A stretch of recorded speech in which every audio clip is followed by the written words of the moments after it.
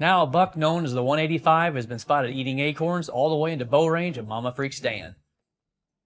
Tension is tight as the booner slowly feeds on the abundant amount of acorns due to the excessive spring rains. This was the trouble for hunters across the Midwest.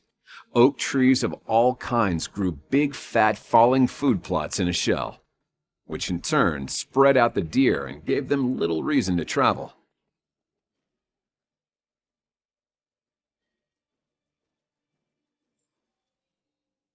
After filming this deer the entire summer, we were both stoked. I think Kandi was, she was really nervous for sure. But so was I, even as a cameraman. I was just really anxious to get this deer in.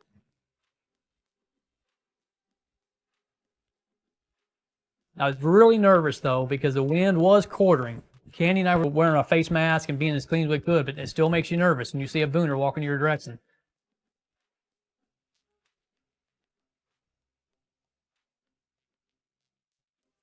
So we just waited there. I'm filming this deer, popping in holes and out of holes, and as a cameraman, it was a nightmare trying to get on, little tiny patches of fur and stuff. But I finally got on the deer, walking towards us. He got into within 35 yards of Kandi's tree.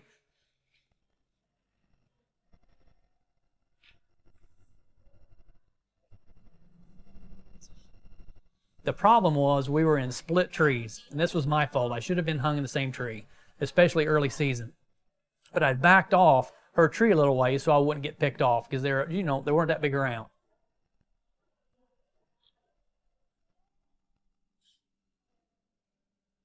Anyway, we're in separate trees.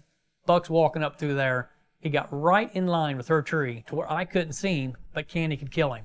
She kept saying, "I've got him. He's 35 yards, I've got him." Well, as a cameraman, I'm sitting there panicking because I cannot find this deer. One of the reasons we're so jacked up with this deer is the fact that I know this deer from 2 years old.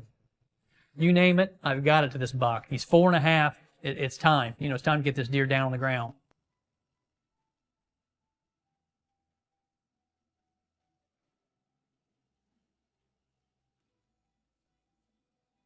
Finally, the deer walks out from behind the tree, and I said, "Okay, finally, I've got him." Well, guess what? Kandi couldn't shoot him then.